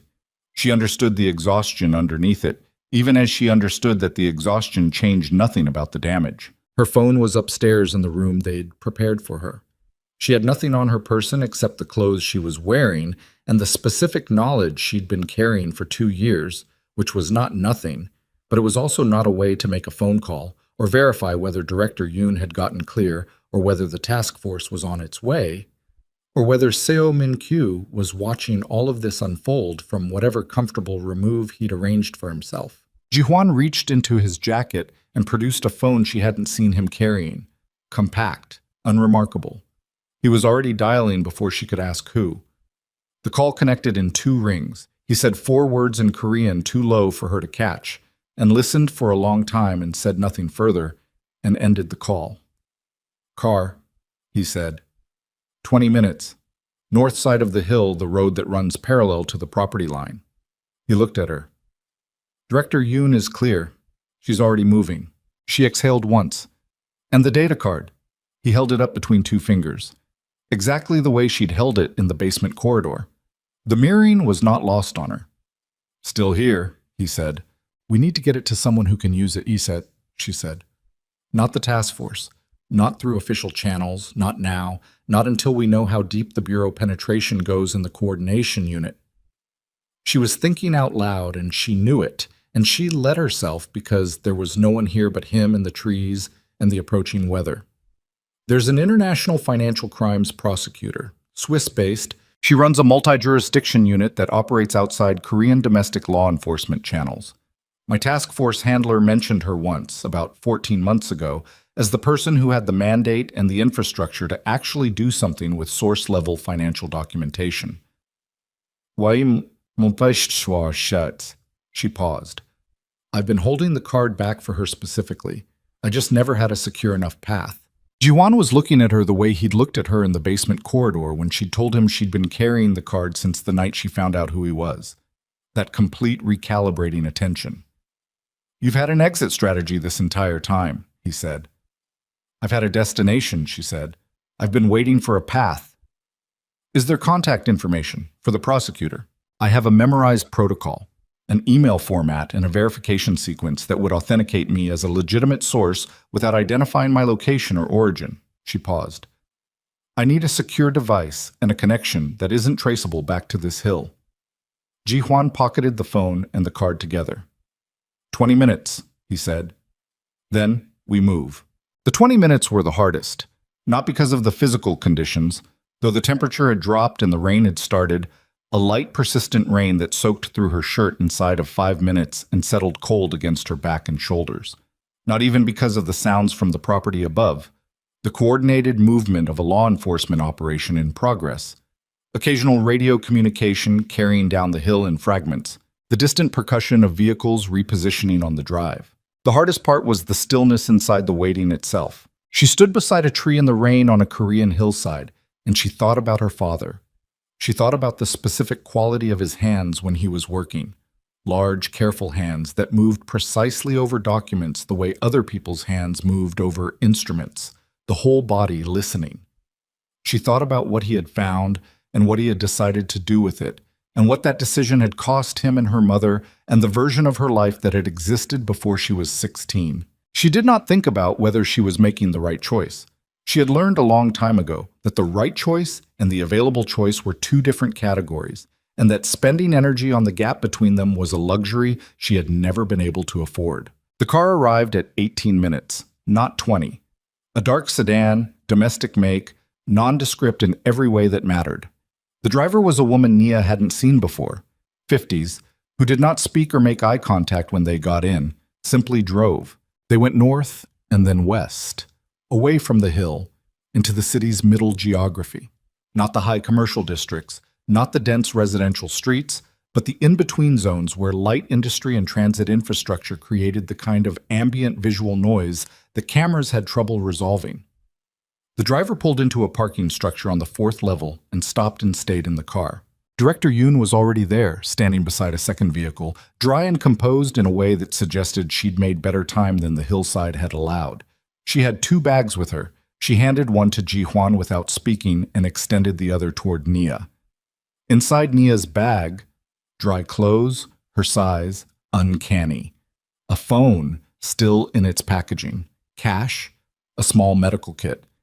And a protein bar that was so mundane in the context of everything else that she almost laughed. She changed in the back of the car with Director Yoon standing at the vehicle's rear corner as a visual barrier, and the simple physical act of peeling off the wet uniform and the rain-soaked borrowed trousers and pulling on dry clothes worked on her nervous system in ways she didn't have words for. Some primitive recalibration, warmth returning, the body registering improvement and deciding to cooperate. When she got out, Ji Huan was already on the phone she assumed was from his bag, and Director Yoon came close to her and spoke quietly. "We have a location," she said. "Neutral ground. A contact of Ji Huan's who has a secure communication setup and no connection to domestic law enforcement or CO's organization." A pause. "He's asking you to trust the location. Does he know I'll need to trust it?" "He said to tell you he understands if you don't." She thought about the data card in his pocket. She thought about what it would have meant for him to run with it. To take that intelligence and use it on his own terms, to cut her out of the calculation entirely, to do the thing that virtually every man who had ever held something she needed had eventually done. He hadn't. The card was in his pocket, and they were standing in a parking structure in the rain, and he was making calls on her behalf, and she was still in possession of all the information she'd ever trusted him with. "Tell him I trust the location," she said. Director Yoon nodded and moved away. The location was a 40-minute drive into a district Nia didn't know well, light industrial, mostly, with a stretch of older commercial buildings along a canal. The specific address was a building that presented as a document translation service on its street-level signage, and was something considerably more layered above the ground floor, run by a compact, silent man of indeterminate age who took their phones at the door and did not give them back but offered replacements that he guaranteed were clean. And Nia believed him because the setup he was running was more sophisticated than anything she'd seen outside of a federal installation. He had a workstation in a back room. He set it up without being asked and left them in the room and closed the door. Nia sat down. Ji Huan stood behind her and slightly to the left, close enough to see the screen but not crowding the space, which she understood as deliberate. The data card went into the port on the reader the man had left beside the workstation. She typed the email format from memory, 12 years of her father's voice in her head telling her that the numbers don't lie if you don't let them. That documentation is the only argument that can't be shouted down. And she attached the files and she typed the verification sequence into the body and she looked at the send button. Once I do this, she said, it's in motion and it doesn't stop. I know, Ji-hwan said. For you too. Whatever comes from this, the exposure, the legal proceedings, the attention on Bayako, I know what it means, he said. Send it. She sent it. The cursor blinked in the empty compose field for a moment, and then the sent confirmation appeared, and then it was done in the quiet, anticlimactic way that enormous things often were. Not with noise or light, but with a small digital confirmation on a screen in a back room above a canal. And the 2 years, and her parents, and the nursing classes, and the diner, and the terrace, and the ginger tea, and the child, and the card, and the hillside in the rain, and all of it compressed into that cursor blinking and then not blinking. She sat with her hands in her lap. Ji-hwan said nothing. He put one hand on her shoulder, not the grip from the SUV, not containment, just contact, brief and deliberate, the kind of touch that says, I see what just happened, and I'm not going to make you explain it. Then he took it away. The man outside the room knocked twice. Nia straightened. Yes. The door opened. The man's expression had changed. Not alarm, something more precise than alarm. The expression of someone who has received information and is assessing how to convey it accurately. You have a response, he said.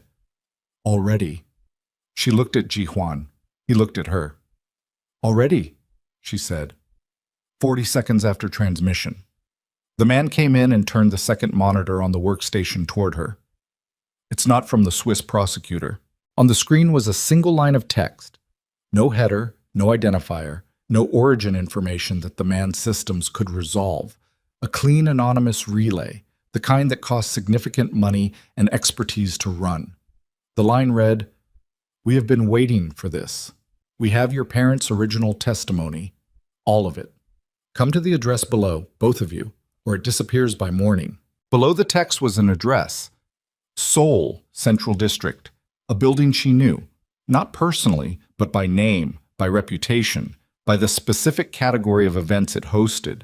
The Grand Mirai Hotel, the rooftop terrace, the same terrace where they had met. Ji-hwan read it over her shoulder and she heard his breathing change. Not much, a single slight shift in the rhythm, and then he was still again. They've had it the whole time, he said. The testimony.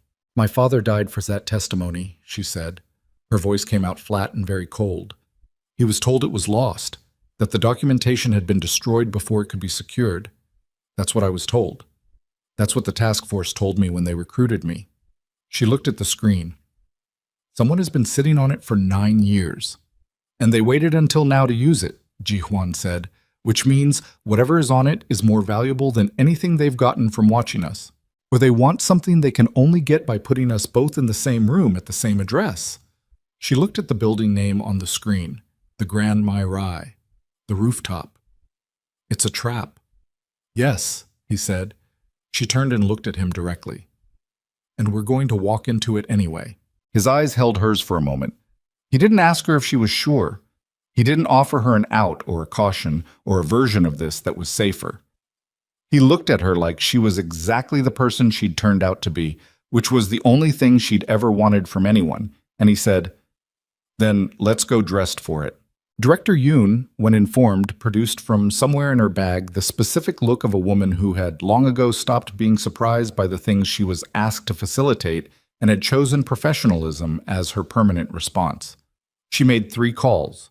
The third one was short, and she put the phone down and said, We have 22 minutes before the terrace security rotation changes and the window opens. She looked at Naya. There will be people up there we don't know, possibly armed. There will definitely be people up there we don't know, Nia said. Definitely armed. You understand what you're walking into. I understand it's the only move left. She looked at the screen one more time. Her parents' testimony. 9 years in someone's possession. 9 years used as a card to be played at the right moment, which was this moment, in this city, with the right leverage and the right pressure, and the right people finally in the right position to be maneuvered. Whoever had sent that message had been patient in a way that made Seo Min-kyu's long game look like a weekend plan. Ji-hwan was already at the door. He turned back once.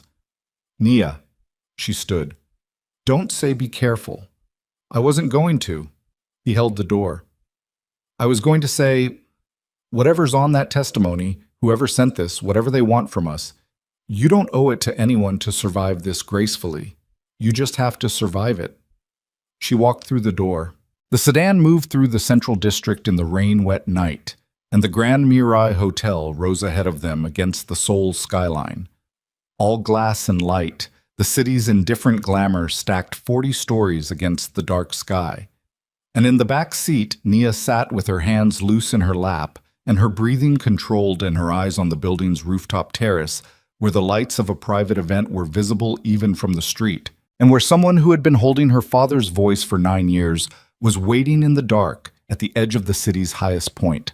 The Grand Mirai's service entrance was on the north side of the building, a fact Nia knew because she had used it 11 times across various catering placements over 2 years, and the muscle memory of that knowledge operated independently of everything else happening in her nervous system as she walked through it now with Ji-hwan one step behind her and Director Yoon somewhere in the building's exterior, managing whatever could be managed from outside. The service elevator smelled exactly the same as it always had: industrial cleaning fluid and the faint residual warmth of food transport.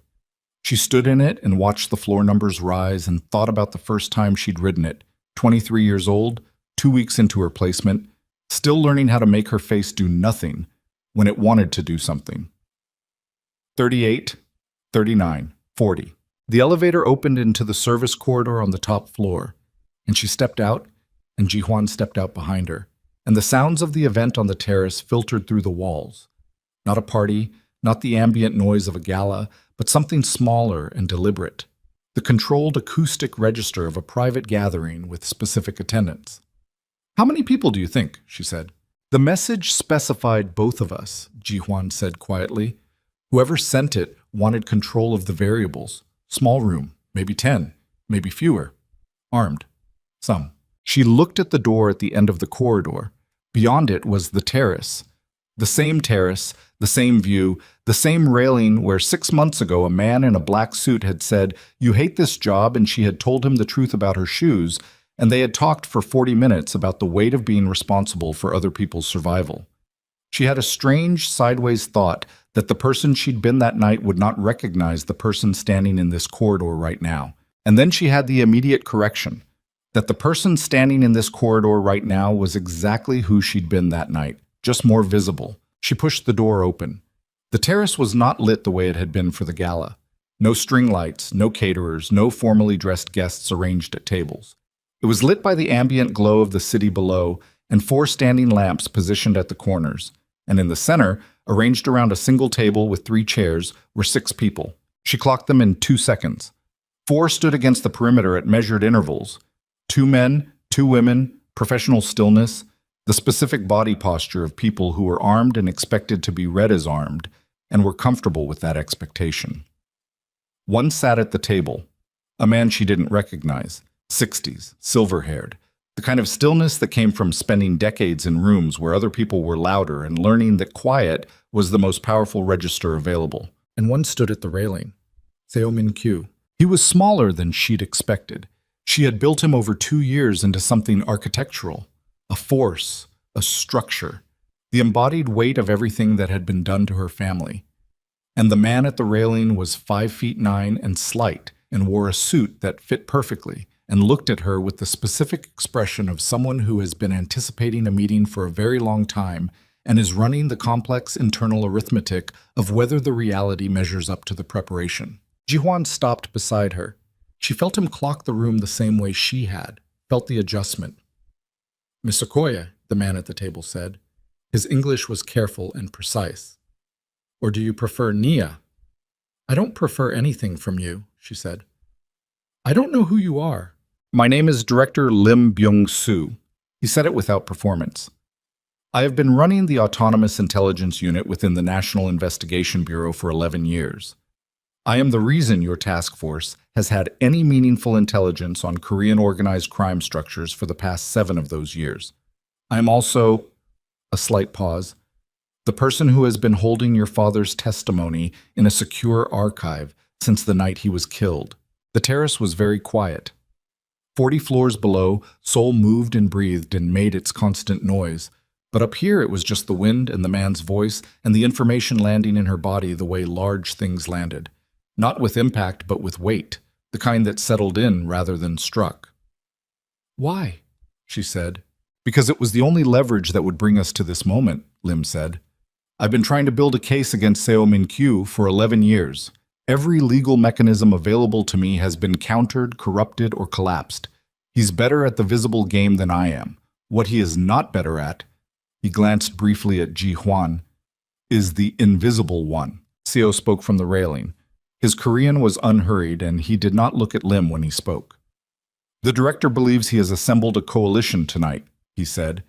He believes that putting the 3 of us in the same place at the same time with the same information creates a situation where I have no options. A pause. He's done this before with other people, other arrangements. It's a reliable method, generally. He looked at Nia then, direct and without the affectation she'd expected, without the operatic malevolence she had built around his face in the dark rooms of her imagination over 9 years. He looked at her like a man looking at a problem he had studied for a long time and found genuinely interesting. Your father was a very thorough accountant, he said. Something in her chest contracted to the size of a fist. Don't, Ji-hwan said. One word, beside her, low. I'm not insulting him, Seo said. He seemed almost surprised. I'm not capable of insulting a man for being competent. I ordered his death because he was competent, and because the documentation he assembled would have destroyed an organization I had spent 15 years building. It was a business decision. He said it the way people said things they had told themselves so many times the telling had gone smooth. I have made that decision about other people. It is the decision I was prepared to make about your daughter as well, when the task force placed her in my peripheral vision 2 years ago. And then you didn't, Naya said. Her voice was steady. She needed it to be steady.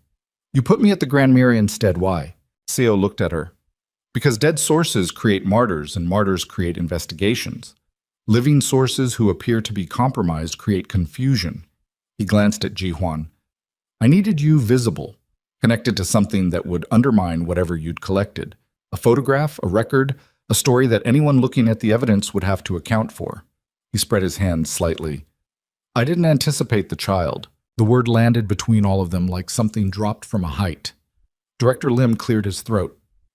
This is not the conversation I planned, he said. You didn't plan the conversation, Naya said, turning back to him. You planned the leverage. There's a difference. She came to the table and put both hands flat on its surface and looked at him directly. You have my father's testimony. Show me. Lim reached into the case beside his chair and produced a folder, and set it on the table and opened it. Documents, photographs of documents, several pages of what she recognized immediately as her father's handwriting. The particular slant of it, the way he formed his sevens with the European cross-stroke, because he'd once worked for a firm with German partners and picked up the habit. She had not seen her father's handwriting in 9 years. She looked at it and something happened in the back of her throat that she swallowed down with everything she had. The documents were real. She knew his handwriting, and she knew his methodology, and the documentation was as complete and as structured as she'd always believed it would be. The product of a thorough man who had found something he could not unknow and had responded by building the most airtight possible record before he made the call that got him killed. There's more, Lim said. Digital archives, secured off-site. The physical documents here are authenticated copies. He paused. Combined with the data card your transmission referenced this morning, and with the source-level financial documentation you sent to the Swiss prosecutor's office, which was received and acknowledged 3 minutes after transmission. What exists now is a case that does not require Korean domestic prosecution channels. It goes international. Asset freezes across 7 jurisdictions. Financial crimes tribunal with no domestic political interference possible. Ji-hwan spoke from behind her. And what do you want for it? Lim looked at him. Cooperation. Testimony on the bureau infiltration, the unit that was running Min Seok, the penetration of your household. Names, contacts, the full chain. A pause. And a clean transfer of the Baico Syndicate's financial infrastructure to legitimate oversight, not dismantling. Transition. The wind moved across the terrace. One of the lamps at the corner flickered. You want to use the Baico network, Jihuan said. The way you've been using other things. I want to stop fighting a criminal landscape that isn't going anywhere and start managing it toward outcomes that reduce harm, Lim said. I've been in this job for 11 years. I have a realistic picture of what is achievable. He looked at both of them with the calm of someone who has arrived at his position through exhaustion rather than cynicism and found them indistinguishable. You both want the same thing. You want out of the architecture you're currently standing in. I'm offering the only door I know of. Seo laughed. It was a small sound, genuinely amused, and it was the most unsettling thing she'd heard all night because it was real. Go ahead, she said, looking at him. Tell us what's funny. You, he said, not unkindly. Both of you. Standing in the same place where you started, being offered a door by a government man. He looked at Jihuan. Your father would have walked off this roof before he took that offer. My father is dead, Jihuan said. Yes, Seo said. He is. The simple confirmation, flat and unembellished, did something to the air between them. You killed him too, Jihuan said. The words came out with a quality she hadn't heard from him before. Not heat, not the compressed fury she'd witnessed in the basement room. Just exposure. The particular flatness of a fact that has been known for years and has never stopped being true. Seo looked at him for a moment. Your father killed himself, he said, in every way that matters. He made choices. The last one put him in opposition to me, and I responded to opposition the way I've always responded. He turned back to the railing and looked out at the city. That's what you're trying to stop being, he said. Someone who responds that way. I know because I watched your father try to stop being it too, at the end. Men like us always want to stop eventually. The problem is the eventually. The wind came again, stronger this time, and for a moment the four standing guards all adjusted their stances slightly against it, the involuntary animal response to cold air, and in that moment of universal distraction, Naya picked up the folder. Everyone looked at her. This is mine, she said. The originals or the copies or whatever legal designation makes them transferable. These documents belong to the estate of Emeka Okoye, and I am his only surviving family, and I'm taking them. She looked at Lim. I'll give you the testimony you need. Jihuan will give you the bureau penetration chain. You'll get your cooperation and your transfer agreement and your international case against Seo. She held the folder against her chest. But this goes home with me, and the terms of any agreement we reach are negotiated with legal representation and documented and signed by people in daylight, not arranged on a rooftop at midnight like something none of us want to have to explain later. Lim looked at her for a long moment. Then he said, Agreed. She turned to Seo. This was the part she had not planned, because there was no plan that accounted for what it felt like to stand in front of the man who had ordered her parents killed and find him human-sized. She had imagined this moment in many different configurations over 9 years, and in none of them was he slight and still and vaguely tired-looking in a well-cut suit at a railing with the city behind him. You're going to be indicted, she said. The financial case, my father's testimony, the source documents on the card, combined in an international financial crimes court, with testimony from people who are currently deciding it's safer to cooperate than to protect you. It will take time. It won't be clean. But it will happen. Seo looked at her. I know, he said. I want you to know that it's his work that does it, she said. My father's. The accounting he did, the methodology, the documentation he built before you killed him. That's what closes this. Not me, not Jihuan, not the bureau. She held the folder. Him. Something happened on Seo's face that she was not expecting and would spend a long time afterward failing to categorize. Not remorse. She did not believe he was capable of the specific variety of pain that remorse required. But something. A recognition, maybe. The look of a man who has spent his entire life treating human beings as variables in a calculation encountering, very late, the information that variables have weight. He said nothing. She turned away from him. She walked back to Ji Huan and he looked at her face and did not ask how she was, which was correct. And they both turned to face Lim. "Send the agreement to my attorney by 9 a.m., Ji Huan said. "The one I name, not the one you suggest.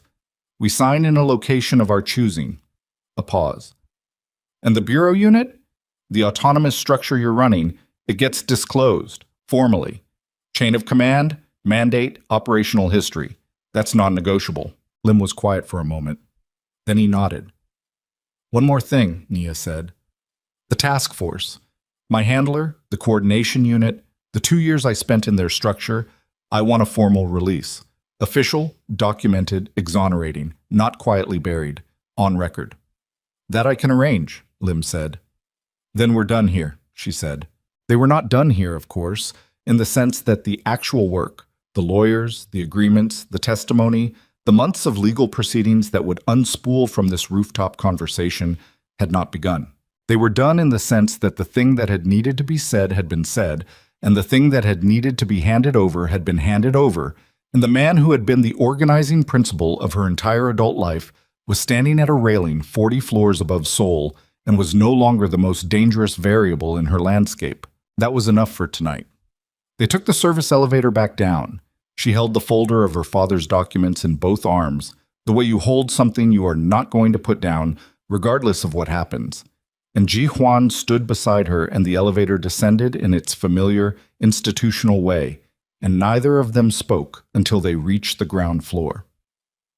In the service corridor, she stopped. She opened the folder and looked at the first page of her father's handwriting again. The 7 with the crossbar. The careful columns. The name at the top of the page written in the particular way he'd always written his own name on documents. Full name, formal, because he'd believed that a man should be willing to put his whole name on the things he was willing to stand behind. Emeka Okoye. The date. The beginning of the thing that had cost him everything and had taken 9 years to reach the people who needed it. Ji Huan was watching her.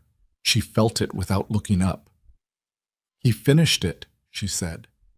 Not to Ji Huan specifically, to the corridor, to the document, to the version of herself that had been 16 and had been told the work was lost. He finished it before they got there. He had time to finish it. "Yes," Ji Huan said. She closed the folder. She pressed her hand flat against the cover for a moment, just once, then tucked it back under her arm. They walked out. The months that followed were not clean. She had known they wouldn't be, and she had made her peace with that understanding in advance, which was the only preparation available. The legal agreements took 11 days to finalize. The attorney Ji Huan named was sharp and relentless and made Lim's team revise the cooperation terms 3 times before she signed off. And Naya sat in those revision meetings with the folder on the table in front of her and her hands quiet in her lap and spoke when she had something specific to contribute and stayed silent when she didn't. And by the end of the 3rd session, the attorney looked at her with the expression of a professional, recognizing a methodology she respected. The Swiss prosecutor's office acknowledged the data card transmission formally on the 4th day. The source-level financial documentation initiated asset freeze requests across 4 of the 7 jurisdictions within 72 hours of receipt. The Singapore accounts, the ones Seo had moved capital from in the hours after Min Seok's first message, were partially frozen.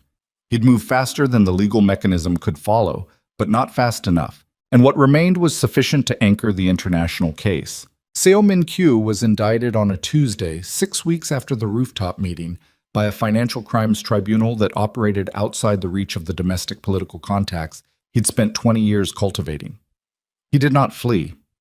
She had expected him to, had spent time preparing for the possibility that he would disappear into whatever contingency structure a man of his resources maintained. But he didn't. He appeared at the tribunal representation hearing with his attorney and sat with the particular stillness she'd observed at the railing and said very little. She would understand later, when the full scope of the asset freezes became clear, that there was nowhere particularly comfortable left to flee to. The money that had made him untouchable had become, in the end, the most precise instrument of his containment. The Bureau infiltration disclosure took longer. Lim honored the agreement, but honoring it cost him in ways that were visible in the months of procedural fallout. The internal investigation, the 2 senior NIB officers suspended pending review, The parliamentary inquiry that generated 3 weeks of news coverage and resolved into recommendations that would take years to implement. Lim himself survived it, which surprised her and probably shouldn't have. Men who had been running autonomous intelligence structures for 11 years tended to be skilled at surviving the exposure of autonomous intelligence structures. She filed that observation away without judgment and moved on. Min Siok cooperated fully with the investigation into the Bureau unit.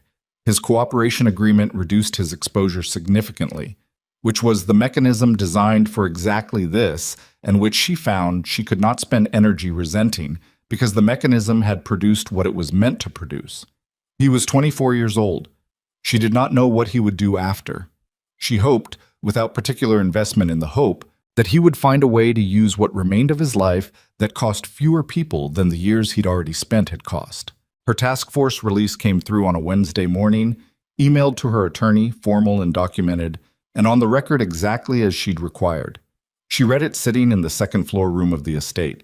She had stayed through all of it, because the estate was the safest location available, and because the practical argument for leaving had not materialized, and because she had stopped managing her own feelings about why she was still there and had allowed the simpler truth of it to exist without requiring justification. She read the release, and then she put her phone face down on the desk and sat looking out the window at the garden below.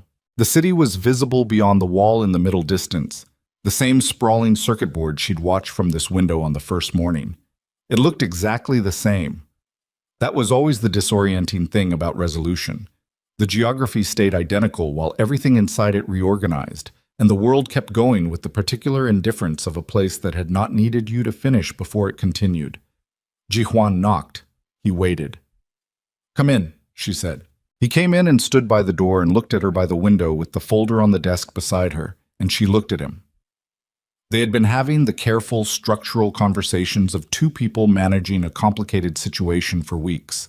Logistics, legal proceedings, security arrangements, the ongoing medical appointments that her pregnancy now required, and those conversations had been real and necessary, and had slowly, beneath their practical surface, become something else as well. The way conversations between people sharing close proximity under sustained pressure sometimes do. She said, "I got the release." "I know," the attorney called. He came into the room and sat in the chair by the desk. He looked tired in the specific way he'd looked tired on the rooftop at the Grand Mirai, the exhaustion that had settled into his structure rather than his surface. "How do you feel?" "Like I've been holding a breath for 2 years and I'm not sure my lungs know what to do with the exhale," she said. He was quiet for a moment. "What do you want to do?" "About which part?" "Any of it." He looked at her directly. "Everything is in motion. The legal structure is holding. Your official status is resolved. The threat picture has changed substantially." A pause. "You have options now that you didn't have 3 months ago." She understood what he was asking. She'd been waiting for him to ask it, not impatiently, just aware that it would come, that a man like Ji-hwan would eventually arrive at the question with the same directness he applied to everything else. "You mean, do I stay?" "Yes." She looked out the window. Below in the garden, 2 of the security detail were walking a perimeter check with the unhurried pace of people working a low-alert rotation. And the difference between watching that same garden under the high-alert conditions of the first weeks and watching it now was something she could feel in her own body. A different quality of attention, a different weight in her shoulders. Things had become, by increments, less like a siege. "I've been thinking about what I want to do with the forensic accounting background," she said. "I've been a nursing student because nursing was practical, and it kept me mobile and it fit the cover. But the accounting, the financial investigation work, that's what I'm actually good at. That's what my father taught me." She paused. "There are organizations, international, that do legitimate financial investigation work, asset recovery, anti-corruption work. I've been in contact with the Swiss prosecutor's office. They've indicated an interest in consulting arrangements for people with source-level field experience." Ji-hwan was listening with his hands resting on his knees and his eyes on her face. "I want to finish the nursing program," she said. "I'm 14 credits away, and I started it, and I'm going to finish it because I said I would, and because I think there's a version of the work I want to do where it's useful." She paused again. "And I want the child to grow up with both parents present, not as a contractual arrangement, not managed from a distance. She turned from the window and looked at him. "I want to stay," she said. "Not because there's nowhere else to go. Because this is where I'm choosing to be." Jihuan looked at her for a long time. Not the calculating assessment she'd first catalogued across a diner counter. Something quieter than that. Something that had been developing through basements and hillsides and service elevators and revision meetings until it had become the specific expression of a man who had learned, at considerable cost, to recognize what he was looking at when he was looking at something real. "Okay," he said. 2 words. The same 2 words she'd heard from him in the diner on the morning everything began, and they carried the same quality. The sound of someone who has run all the calculations and arrived at the place past calculation, the place where the only honest response is the simplest one. She moved to the desk and sat down across from him and pulled the folder toward her. "The Baeco transition agreement," she said. "The financial structure. I want to go through it with you before you sign anything with Lim's team." "I was hoping you'd say that," he said. She opened the folder. He moved his chair around to her side of the desk so they could both see the documents, and their shoulders were close but not touching, and the afternoon light came through the window and lay across the pages, and she thought about her father's handwriting and the 7 with the crossbar and the name at the top of the document, and she thought, he finished it. He got there before they did, and he finished it, and it counted. Finally, in the end, it counted. She started reading. Jihuan read beside her and occasionally pointed at a clause that needed scrutiny, and she annotated it in the margin with the specific shorthand her father had taught her, the notation system he'd developed over 20 years of finding things that were designed not to be found. And the afternoon passed into early evening, and the city beyond the wall went from gray daylight to the particular amber of Seoul at dusk, and neither of them noticed because they were working. Actually working, side by side at a desk with a problem in front of them that they were capable of solving together. 7 months later, in a hospital room with the city visible through the window, a child was born. She was small and alert, and she looked at the light above her with the expression of someone encountering a large, complicated world and finding it, provisionally, interesting. The nurse placed her in Nia's arms, and Nia held her and looked at her face and felt the specific quality of that moment, not the triumphant version, not the version where everything that had happened dissolved into an uncomplicated joy, but the real version, the one where all of it was still true and still costly, and the child was here anyway, present and alive and entire, arrived into a world that owed her nothing and that she owed nothing back to yet. Jihuan sat in the chair beside the bed. He was not composed. She had seen him composed in every condition available to a human being, and he was not composed now, and she was glad of it. Glad that this particular thing had gotten through the layer of management and produced the thing underneath, the unguarded version of his face that she had come to understand was the truest one. He held his daughter with the careful, slightly over-deliberate grip of a man who had never held an infant and was treating their responsibility with the same total seriousness he brought to everything, which made her eyes sting in a way she didn't manage and didn't try to. "Mina," he said. Kang Mina. The name they had agreed on 3 weeks ago, sitting at the desk with the transition documents and a separate conversation beginning quietly alongside the work. The child looked at him. Unimpressed, possibly. Curious, definitely. Outside the window, Seoul did what Seoul did. Enormous and lit and ongoing, the city moving through its circuits with the indifference of something built to outlast any individual story. Somewhere in the city's legal architecture, Seo Min-kyu's tribunal proceedings were scheduled to resume on Monday. Somewhere in the international financial system, frozen assets were in the slow process of being assessed for recovery. Somewhere in a secure archive, the full documentation of Emeka Okoye's work lived in a form that would now be entered into an international legal record, the thorough man's thorough work finally standing in the room it had been built for. Nia looked at her daughter. She thought about what she would tell her someday, about where she came from and what had been paid for the world she was being handed. She would not make it simple. She would not make it clean. She would tell her that the people who love you sometimes make decisions that cost more than they understand at the time, and that the cost doesn't cancel the love, and the love doesn't cancel the cost, and that the only real response to being handed an imperfect world is to work on it, carefully, thoroughly, with your name on the document and your eyes on the numbers and your understanding of what you owe to the people who came before you held clearly enough that you can carry it forward without being crushed by it. That was for later. For now, she held her daughter in a hospital room while the city moved outside and the man beside her said his daughter's name again, quietly. The way you say something you are still in the process of understanding is real. Mina. The beginning of a different kind of story, built on the ruins of everything that had been paid to make space for it.